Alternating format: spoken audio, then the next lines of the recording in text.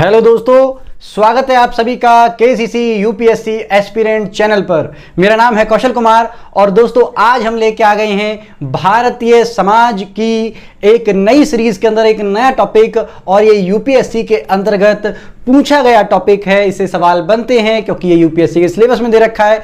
तो पहला टॉपिक हमारा इंडियन सोसाइटी के अंदर भारतीय समाज की प्रमुख विशेषताएं। जी हां, जब आप यूपीएससी के सिलेबस को पढ़ोगे, हमने पहली वीडियो में ही बता दिया था कि आपका नंबर 1 टॉपिक जो जहां से हम स्टार्ट करेंगे या जो यूपीएससी ने दे रखा है, भारतीय समाज की जो विशेषताएं हैं उनके ऊपर प्रश्न आता है। तो चलिए आज भारतीय समाज की कितनी विशेषताओं को हम आपको बता सकते हैं, इससे ज्यादा और क्या पूछेगा।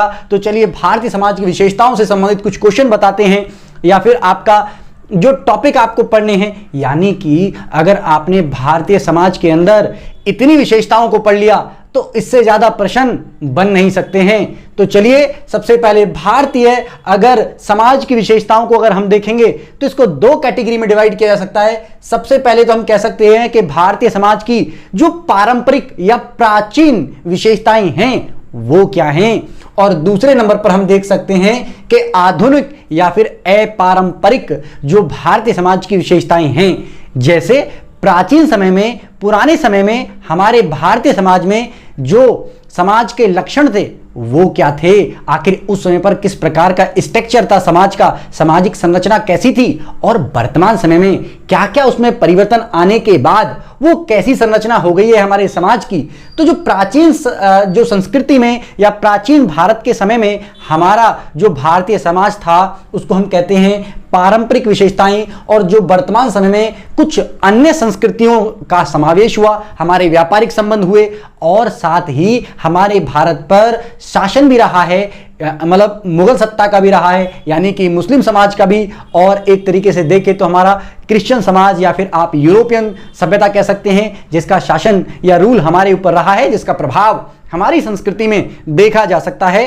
तो उन मिक्सर के मतलब मिश्रण के साथ, उस मिक्सर के साथ हमारे भारतीय समाज की कुछ विशेषताओं में परिवर्तन आए हैं। उन परिवर्तन को धारण करके वह आधुनिक एक तरीके से हमारा क्या हो गया है, एक भारतीय संस्कृति का निर्माण। आधुनिक का मतलब यह है कि जो वर्तमान समय में है और प्राचीन समय में क्या था, इन दोनों में डिफरेंशिएट हम आपको बता चुके हैं। तो समझ लिया आपने कि भारतीय समाज के विशेषताओं को हम कितने पार्ट में डिवाइड कर सकते हैं, 2 पार्ट में। अब मैं आपको एक एक करके सारी विशेषताएं बताने वाला हूं कि हम भारतीय समाज की कुल कितनी विशेषताएं पढ़ने वाले हैं, क्योंकि अगर ये विशेषताएं पढ़ ली तो इससे अद्भुत या इससे ज्यादा कुछ होगा नहीं। तो चलिए सबसे पहले आपको पता है कि भारतीय समाज की विशेषता है कि हमारा भारतीय समाज कृषि प्रधान देश है। जी हां, आपको शायद ना पता हो लेकिन आजादी के समय में 82%, जी हां 82% जनसंख्या कहां, ग्रामीण क्षेत्रों में रहती थी और उसका प्राथमिक व्यवसाय क्या था, कृषि ही था। इसके साथ साथ अगर आप प्राचीन समय में सिंधु घाटी सभ्यता के समय में जाएंगे तो सिंधु घाटी सभ्यता के अंदर भी हमारा प्राथमिक पेशा या व्यवसाय क्या था, कृषि ही था। तो इस प्रकार से हम ये कह सकते हैं कि आज भी वर्तमान समय में कितना परसेंट, लगभग हमारी 40% से अधिक जनसंख्या कृषि क्षेत्र में लगी हुई है कार्य में। और अगर आप आजादी के समय में चले गए गलती से तो आपको पता चलेगा 85% जनसंख्या कृषि क्षेत्र में लगी हुई थी। तो इससे साफ दिखाई देता है कि भारतीय जो समाज है वो कैसा समाज है कि अर्थव्यवस्था में वहां पर प्राथमिक पेशे के रूप में कृषि की प्रधानता पाई जाती है। दूसरा अगर आप देखेंगे तो पितृसत्तात्मक समाज हमारा रहा है। पितृसत्ता का मतलब होता है पितृ का मतलब होता है कि एक तरीके से हमारा पिता और उसका पुत्र, पिता का पुत्र, वही से हमारा बना है क्या, पितृसत्ता। यानी कि पिता के द्वारा जो उत्पन्न पुत्र है उसकी ही सत्ता रहती है। आप हमारे समाज में कई तरीके से देख सकते हैं पुरुष प्रधानता या पितृसत्तात्मक समाज आपको नजर आएगा, क्योंकि स्त्रियों को कई क्षेत्रों में अनदेखा किया जाता है। अभी धीरे धीरे अधिकार मिलने प्रारंभ हो गए हैं। गलती से आप अगर नजर मार लेंगे ना प्राचीन भारत के इतिहास पर तो आपको पता चलेगा कि किस तरीके से हमारा जो पितृसत्तात्मक समाज है वो रहा है। अगर आपको हिस्ट्री के बारे में पढ़ना है तो दोस्तों हमारा एक अन्य चैनल भी है, केसीसी एजुकेशन IAS एस्पिरेंट करके। आप अगर पढ़ना चाहते हैं या उन वीडियोस को देखना चाहते हैं, इतिहास की समझ बेहतर बनाना चाहते हैं, तो आप उस चैनल पे जाके चैनल को सब्सक्राइब कर लीजिए, क्योंकि वहां पर हमने प्राचीन भारत की जो एक तरीके से इतिहास है उसकी पूरी कंप्लीट सीरीज हमने करवा दी है। भूगोल के मामले में हमने खगोल विज्ञान या खगोल विज्ञान के साथ साथ हमने जो खगोल शास्त्र है वो पूरा का पूरा कंप्लीट करवा दिया, ज्योग्राफी का पार्ट। इसके साथ साथ मैपिंग भी हमने स्टार्ट करवाई और हमने साथ में आपका क्या जियोमॉर्फोलॉजी यानी कि भू आकृतिक विज्ञान भी हमने स्टार्ट कर दिया है ज्योग्राफी के अंदर। तो आप देखना चाहते हैं तो उस चैनल से जुड़ सकते हैं। तो चलिए अगली विशेषता हम देखें, पढ़ने वाले हैं क्या, ग्रामीण समाज। आपको पता है, मैंने बता ही दिया कि लगभग आजादी के समय पर 85% जनसंख्या, और आज भी देखेंगे तो लगभग गांव में हमारा कितना 40% जनसंख्या गांव में ही निवास कर रही है, या सॉरी 40% कह रहा हूं, 40% से अधिक, लगभग आप 40 से 60 के बीच का आंकड़ा लगाओगे तो आपको पता चलेगा ग्रामीण क्षेत्र में कितनी जनसंख्या हमारी है। चलिए आगे देखते हैं हमारा क्या नगरीय। लेकिन वर्तमान समय में धीरे धीरे क्या है, नगरीय सभ्यता का विकास हो रहा है। क्यों? क्योंकि औद्योगिकरण हुआ है, तकनीक आई है और हमने ग्लोबलाइजेशन को अपनाया है और इसी के साथ साथ हमने नगरीकरण पर जोर दिया है। तो नगर भी हमारे भारत में विकसित होते जा रहे हैं। तो इस प्रकार से हम कह सकते हैं कि भारतीय समाज में हमारा ग्रामीण सभ्यता तो है ही है, साथ में हमारा एक विशेषता और भी है कि हमने अब नगरीय सभ्यता का भी विकास कर लिया है। आप प्राचीन समय में जाओगे तो सिंधु घाटी सभ्यता विश्व की प्राचीनतम नगरीय सभ्यताओं में से एक मानी जाती है। तो नगरीय सभ्यता हमारे यहाँ पर लगभग 5-6 हजार साल पहले ही विकसित हो चुकी थी। तो ये भी हमारे भारतीय समाज का एक अपना गुण है।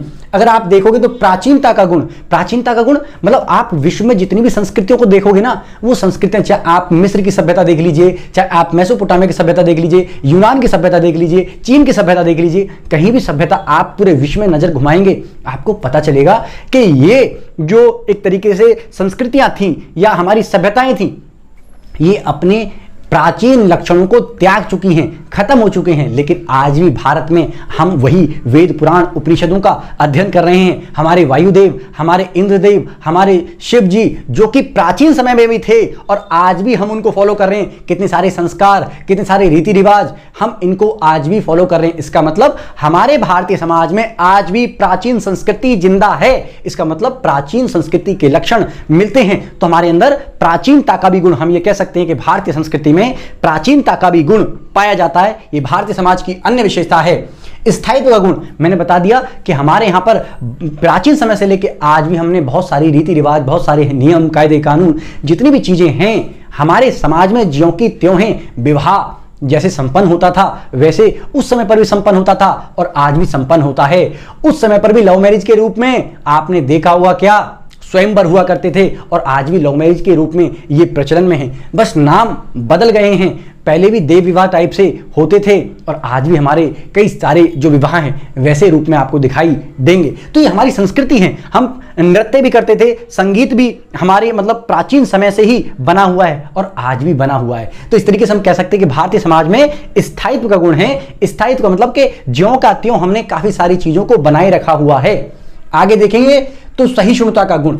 आपने देखा कि भारतीय समाज में विभिन्न संस्कृतियां देखने को मिलेंगी। हमारा जो समाज है वो सहिष्णु है। सहिष्णु आपको समझ में नहीं आता तो मैंने पिछली वीडियोस जो बनाई हैं इसलिए बनाई थी ताकि आपको कुछ शब्दावली समझ में आ जाए, ताकि आगे आपको भारतीय समाज को समझने में दिक्कत ना आए। तो पहले आप वहां पर जाके सहिष्णु वर्ड में यहां पर नहीं समझाने वाला हूं क्योंकि उसके लिए आपको पिछली वीडियोस देखनी पड़ेंगी। हमने सहिष्णुता का पूरा मतलब बता रखा है। चलिए, तो सहिष्णु का मतलब एक तरीके से हम सहन करने की हमारे अंदर क्षमता है और हम दूसरे को क्या करते हैं, अडॉप्ट कर लेते हैं। हमें स्वीकार्यता का भी गुण है और हम ये हमेशा कहते हैं कि अगर हमारी संस्कृति फॉलो की जा रही है तो हम झगड़े नहीं करते हैं दूसरे की संस्कृति, हम दूसरे की संस्कृति को भी फलने फूलने देते हैं। तो ये हमारे भारतीय समाज में सहिष्णुता का गुण और सर्वांगीणता का लक्ष्य। आजकल आपने मोदी साहब को कहते हुए बार बार सुना होगा क्या, वसुदेव कुटुंबकम की रीति हम चलाते हैं। हमारे वेदों में यही लिखा हुआ है और वो क्या है, सर्वांगीणता का गुण हमारे समाज में है। यानी कि हम पूरे विश्व को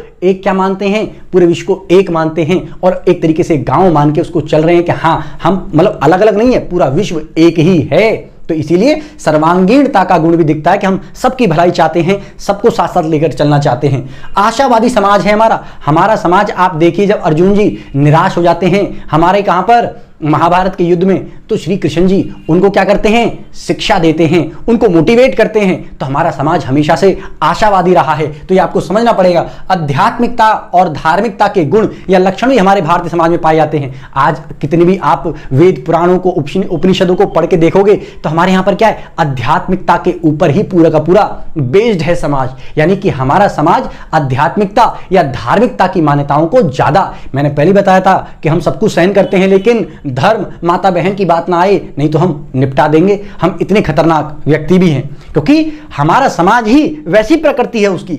आगे अगर हम बात करेंगे तो सामाजिक स्तरीकरण भी है, समाज में स्तरीकरण भी। एक समाज में आप देखेंगे कि वर्ण व्यवस्था आपको पुराने समय में मिलेंगी, दूसरा स्तरीकरण आप जाति व्यवस्था के रूप में देख सकते हैं, और तीसरा स्तरीकरण आप देख सकते हैं हमारा धन के मामले में, उच्च वर्ग, मध्यम वर्ग, निम्न वर्ग। इस तरीके से आप कई सारे स्तरीकरण देख सकते हैं भारतीय समाज में।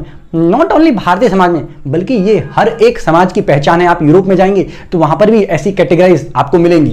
आगे अगर हम बात करें हमारा जीवन के लक्ष्य, हमारे वेदों में जीवन के कुछ प्रमुख लक्ष्य, आप मनुस्मृति को पढ़ोगे तो 4 पुरुषार्थ बता रखे हैं कि यानी कि हमारे जीवन में कितने लक्ष्य हैं, 4 हैं। पुरुषार्थ नहीं पता है तो पुरानी वीडियो देखनी पड़ेंगी। क्या क्या, धर्म, अर्थ, काम, मोक्ष, ये हमारे 4 पुरुषार्थ होते हैं। यानी कि हमारे जीवन को जीने के जो प्रमुख 4 लक्ष्य हैं, इनको प्राप्ति के लिए हम मतलब पूरे जीवन संघर्ष करते रहते हैं। हमारे जीवन में ये लक्ष्य है। आप देखेंगे अगला हमारा आश्रम व्यवस्था, हमने पूरे जीवन काल को 4 आश्रम व्यवस्था में बांटा है। मैंने फिर बताया, बार बार बताना पड़ रहा है कि पिछली वीडियोस में ये सारी चीजें मैं करवा चुका हूं। संस्कार, 16 संस्कार हमारे, आपको पता ही है ना, जन्म से गर्भाधान मतलब गर्भ से लेके गर्भाधान से लेके हमारे मृत्यु तक 16 हमारे संस्कार, अंतिम संस्कार हमारा 16वां संस्कार होता है ना। और गर्भाधान जब गोद भराई की रस्म होती है तो वही हमारा गर्भाधान वाली मतलब संस्कार होता है। तो ये संस्कार के बारे में और भी जानना है तो आपको पिछली वीडियो देखनी पड़ेगी। तो ये सारी विशेषताएं हम पढ़ेंगे एक एक करके। अभी मैं आपको बता रहा हूं कि हम कौन कौन सी विशेषताएं पढ़ेंगे, लेकिन इन सबको एक एक करके हम पढ़ने वाले हैं। साथ ही आपने देखा हो भारतीय समाज में विज्ञान और ज्ञान पर आधारित है। आपको पता है ना हमारे यहाँ पर कितने वैज्ञानिक हुए हैं, आपको मालूम है नहीं मालूम?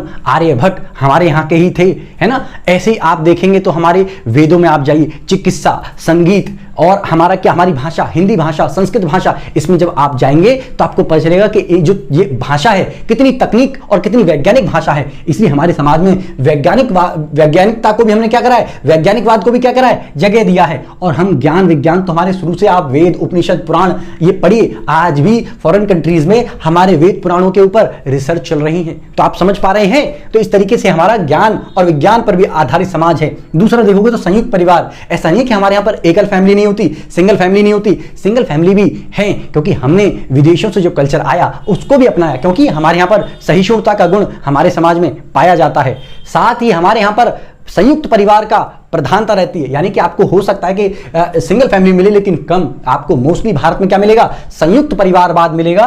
और अगर आगे देखो तो आप नातेदारी व्यवस्था, आपको पता है ना, ये क्या है, ये हमारा फूफा है, ये हमारा मौसा है, ये हमारा चाचा है, भाई है, मामा है, बहुत सारे रिश्तेदार हमारे होते हैं और हमारी क्या है, एक दूसरे से हम संबंधित होते हैं। आपको पता भी होगा कि हम किसी भी प्रकार का समारोह आयोजित करें, रिश्तेदारों को हम न्योते जरूर देते हैं। जबकि फॉरेन कंट्री में आप जाओगे तो इतने सारे लोग एक दूसरे को जानते नहीं है। ये क्या है, ये हमारा सहयोग का भाव है।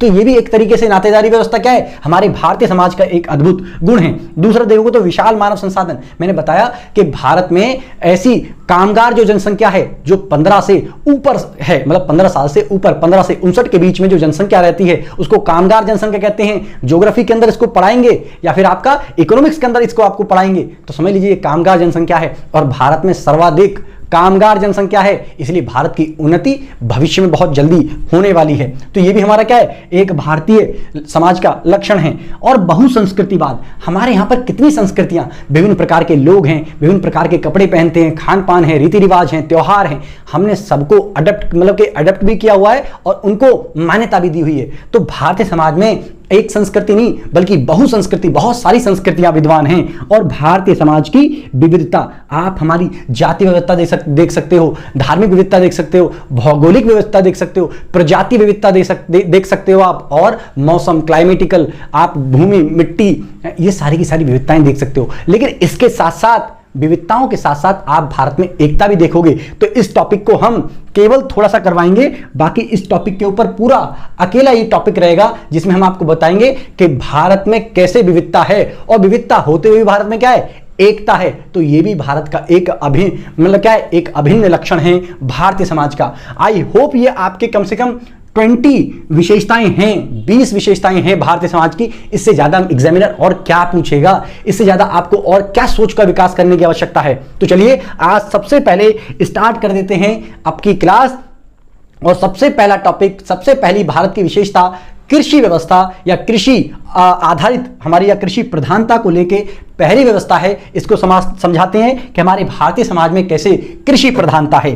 तो अर्थव्यवस्था में प्रमुख पेशे के रूप में या प्रमुख व्यवसाय के रूप में भारत में क्या है, कृषि है। यानी कि आप ज्यादातर जो लोगों को देखोगे तो अधिकतर जनसंख्या भारत की कहां पर लगी हुई है, कृषि क्षेत्र में लगी हुई है, कृषि में वो कार्य कर रही है। और इसीलिए हमारे देश को कृषि प्रधान देश भी कहा जाता है। क्या कहा जाता है, कृषि प्रधान देश कहा जाता है। अगर आप जीडीपी में देखेंगे तो अकेले जीडीपी में कृषि का योगदान क्या है, 20% का है। हालांकि अगर आप दूसरी तरफ आप सेवा सेक्टर में जाओगे तो 60% का योगदान है। और इसके अकॉर्डिंग आप देखोगे तो कृषि में, जीडीपी में कृषि का योगदान कम है, लेकिन फिर भी अधिकतम जनसंख्या कृषि क्षेत्र में लगी हुई है। इसलिए हम ये कह सकते हैं कि भारतीय समाज की एक अद्भुत विशेषता कृषि प्रधानता भी है। आगे देखिएगा, सर्वाधिक जनसंख्या लगभग 40% जनसंख्या यहीं पर लगी हुई है, यहीं पर। और आप अगर देखेंगे तो ग्रामीण क्षेत्रों में लगभग हमारा 68% जनसंख्या, आप समझ रहे हो, ग्रामीण क्षेत्रों में 68% जनसंख्या रहती है और जिनका प्राथमिक पेशा क्या होता है, कृषि होता है। इस तरीके से आप समझ लीजिए कि ये हमारा भारत के लिए अद्भुत है। लेकिन लगातार लोग पशुपालन, मतलब कृषि के साथ साथ पशुपालन, मत्स्य पालन, दुग्ध उद्योग, कुटीर उद्योग और अन्य व्यवसाय, परिवहन और साथ साथ व्यापार ऐसे व्यवसाय भी अपना रहे हैं। साथ ही वह परिवहन क्षेत्र में भी और व्यापारिक क्षेत्र में भी हिस्सेदारी को बढ़ा रहे हैं। लेकिन इसके बावजूद आपको भारतीय समाज की झलक प्राचीन काल से लेकर वर्तमान समय तक आपको देखने को मिलेगी कि वह कृषि प्रधानता ही है। क्योंकि अगर आप सिंधु घाटी सभ्यता के समय में देखोगे तो उस समय पर भी प्राथमिक पेशे के रूप में क्या था, कृषि ही था। इसलिए आप देखिए कि भारत की कितनी सारी जनसंख्या, लगभग 68% जनसंख्या आज भी वर्तमान समय में क्या है, कृषि पर आधारित है। और अगर आप देखोगे तो भारत जब आजाद हुआ था तो उस समय पर 85% जनसंख्या कृषि पर निर्भर थी, जो कि यह सिद्ध करता है कि हां, भारत एक कृषि प्रधान देश है। आई होप आपको यह पहली भारत की विशेषता क्लियर हुई होगी। और हम स्टार्ट कर रहे हैं अब दूसरी भारत की विशेषता, पितृसत्तात्मक समाज। हमारे भारतीय समाज की दूसरी विशेषता है कि हमारा भारतीय समाज कैसा है, पितृसत्तात्मक है, पुरुष प्रधानता है। पितृसत्ता का अर्थ क्या होता है, पुत्र की सत्ता, अर्थात पिता का जो पुत्र है अब उसकी ही सत्ता चलती रहेगी। आपको अगर देखोगे तो आपको पता चलेगा कि हमारा भारतीय समाज वाकई में पुरुष प्रधानता है, मेल डोमिनल सोसाइटी है। क्यों है मेल डोमिनल सोसाइटी, क्योंकि आप घर में देख लो या फिर आप बाहर देख लो, व्यवसाय के क्षेत्र में देख लो, आपको पता चलेगा कि अधिकतर ये सारे के सारे जगह पर निर्णय या किसका दबदबा रहता है, तो वो हमारा पुरुष ही है। स्त्रियों को हर क्षेत्र में लगभग दबाया ही जाता है। निर्णय के क्षेत्र में आप देख लो, निर्णय में अगर आप देखोगे तो निर्णय लेने में, नियम का निर्माण करने में, चाहे घर में या फिर समाज में, किसकी चलती है, पुरुष की चलती है। अगर आप इस गलत फहमी के शिकार हैं कि नहीं वर्तमान समय में तो स्त्रियों की चलती है, तो केवल आपने को अधूरी जानकारी है, आपको ग्राउंड रियलिटी शायद नहीं पता है। आप केवल ये 2-4 लोगों को या शहरी क्षेत्रों को देखकर आप ये कहते हैं कि हाँ, स्त्रियों की चलने लगी है। हाँ, यहां पर ये हकीकत है, ये जरूर है कि स्त्रियों को सम्मान मिलने लग गया है। लेकिन अभी भी आप ग्रामीण पृष्ठभूमि में जाएंगे तो आपको पता चलेगा कि ग्राउंड रियलिटी कुछ और ही है, उनके साथ बड़ा भेदभाव होता है। आपको शायद जानकर, मतलब ये सुनकर बड़ी हैरानी होगी कि जब कोई स्त्री लड़के को जन्म देती है तो उसका सम्मान समाज में बढ़ जाता है, उसको बड़े ऊंचे स्तर पर देखा जाता है। लेकिन वही लड़की अगर पहले में लड़की को जन्म दे दे, वही स्त्री लड़की को जन्म दे दे, पहली लड़की हो जाए उसके, तो आपको पता नहीं कि समाज कितने हीन भाव से देखता है। तो आज भी समाज में ये चीजें दिखाती हैं कि हाँ, कहीं ना कहीं मेल डोमिनल सोसाइटी तो हमारी है। दूसरा, स्त्रियों को आज भी हर क्षेत्र में, चाहे सामाजिक है, चाहे आर्थिक है, चाहे धार्मिक है, चाहे राजनीतिक है, हर क्षेत्र में कहीं ना कहीं नियमों में बांध के उसको वंचित किया जाता है, प्रत्येक क्षेत्र में। दूसरा, अगर आप देखोगे तो संतान, जी हां, संतान को सरनेम भी किसका मिलता है, पिता का मिलता है। आपको पता है ना, अरे ऐसा क्यों होता है, कभी रामलाल का नाम मिल जाए और कभी संगीता का नाम मिल जाए, दोनों पति पत्नी है ना, अरे ऐसे मान लेते कि रामलाल पति है और संगीता पत्नी है, तो कभी ये कह दें कि ये रामलाल का बेटा है और कभी कह दें ये संगीता का बेटा है। लेकिन आपने देखा होगा ये बहुत कम प्रयोग होता है, लड़का हो या लड़की हो बोलेंगे कि ये रामलाल की लड़की है, बोलेंगे रामलाल का लड़का है, संगीता का नाम नहीं आता है। तो ये भी कहीं ना कहीं दिखा रहा है कि हाँ, पुरुष का मतलब एक दबदबा है पूरे के पूरे समाज के अंदर। आगे अगर आप देखोगे संपत्ति पर अधिकार किसका होता है? पुत्र का। जी हाँ, मैं भी जानता हूं 2005 में संपत्ति पर बराबरी का अधिकार आ गया है, नियम आ गया है, अधिनियम आ गया है, लेकिन उसके बावजूद भी आप कितना समाज में देखते हो? हकीकत ग्राउंड रियलिटी में जाके देखो क्या। और हमारे यहां पर जो स्त्रियां हैं वो इतनी करुणा से भरी हुई हैं। क्या आपको लगता है कि वो अगर पिता की मतलब अपनी शादी होने के उपरांत वह पिता से इस प्रकार की मांग करेंगी कि पिता मुझे आधी मतलब इस संपत्ति में से आप हिस्सा दो? हाँ, हो सकता है कुछ लोग करते हो, बट आज भी आप समाज में ज्यादातर 80% महिलाओं को देखोगे कि वह ऐसी डिमांड नहीं करती। वह जानती है कि संपत्ति पिता की है या फिर भाई की है, और मेरी शादी तो की है ना। लेकिन एक बात बताइए, क्या स्त्री की या लड़की की शादी में पैसा खर्च होता है? लड़के की शादी में पैसा खर्च नहीं होता है? तो कुल मिलाकर आपको कहीं ना कहीं देखने को मिलेंगे वैचारिक मतभेद कि हाँ, पुरुष प्रधानता आपको वहां झलक नजर आएगी। आगे अगर हम बात करें तो ईश्वर से संतान के रूप में पुत्र की आशा, आप प्राचीन समय में देख लो, आज भी समाज में देख लो, जब भी आप किसी के पैर छुओगे, जब आपकी शादी हो जाएगी, पता है क्या कहेंगे? सौभाग्यवती भवा। ये तो कहेंगे सौभाग्यवती भवा, दूधो नाओ पूतो फलो, पुत्री क्यों नहीं फलो। तो ये कहीं ना कहीं चीजें दिखाती हैं। इसके साथ साथ अपने हमारे वेद में, पुराणों में, उपनिषदों में, यहां तक कि रामायण महाभारत के अंदर जितने भी यज्ञ हवन होते थे, किसके लिए होते थे? पुत्र प्राप्ति के लिए। पुत्री की प्राप्ति के लिए क्यों नहीं होते थे? तो जरा समझने का प्रयास कीजिए कि हाँ देखो, अंधे होकर अगर देखोगे तो दिखाई नहीं देगा, और एक लॉजिकल तर्कशील व्यक्ति होकर देखोगे तो आपको समझ आएगा हाँ, वाकई में फैक्ट तो है, चीजें तो हैं। आप प्राचीन समय में जाकर देखेंगे तब भी आपको मेल डोमिनेटेड सोसाइटी दिखेगी, और आज भी कहीं ना कहीं आपको ऐसा दिख जाएगा कि हाँ, मेल डोमिनेटेड सोसाइटी है। आगे देखिए जरा फास्ट। स्त्री, जी हाँ, स्त्री मनु स्मृति के अनुसार, मनु भाई साहब क्या कह गए हैं? जो आपके ऋषि मनु थे, उन्होंने कहा है कि जो स्त्री है वो किसके अधीन? पहले पिता के, फिर पति के, और फिर पुत्र के अधीन रहेगी। अधीन रहने का अर्थ है कि वह उसकी एक तरीके से दासी रहेगी, उसके नियमों का पालन करेगी। तो जब बचपन में होगी तो वो पिता के अधीन रहेगी, और अगर उसकी विवाह हो जाएगा तो विवाह उपरांत वो पति के अधीन। और गलती से, ईश्वर ना करे ऐसा किसी के साथ हो, लेकिन गलती से अगर उसका पति मर जाता है, मृत्यु को प्राप्त हो जाता है, तो मृत्यु के पश्चात उसके बेटे के अधीन रहेगी वो। तो इन सारी की सारी चीजों को देखकर आपको समझ में आ गया होगा कि हमारे भारतीय समाज की विशेषताएं क्या हैं, और उसमें वाकई में आपको समझ में आएगा कि हाँ, पितृसत्तात्मक समाज हमारा है। तो हमने दो अभिलक्षण आपको करवा दिए हमारे भारतीय समाज के, एक तो कृषि प्रधानता और दूसरा हमारा पितृ सत्तात्मक समाज। तो ये दो विशेषताएं हो गई हैं। धीरे धीरे करके हम सारी विशेषताओं को करेंगे कवर, और अगर आपको लगता है कि हम वाकई में ही आपको अच्छा कंटेंट अवेलेबल करवा रहे हैं, तो आपसे रिक्वेस्ट है कि प्लीज वीडियो को लाइक जरूर करा करो, और अपने दोस्तों को वीडियो को शेयर जरूर करा करो। और आपका कोई भी सलाह है, या आप इन पुरुष प्रधानता और आपका कृषि प्रधानता पर क्या विचार रखते हैं, कमेंट बॉक्स के अंतर्गत एक कमेंट जरूर छोड़कर जाया करें। तो चलिए मिलते हैं आपको नेक्स्ट वीडियो में, तब तक के लिए थैंक यू। जय हिंद, जय भारत।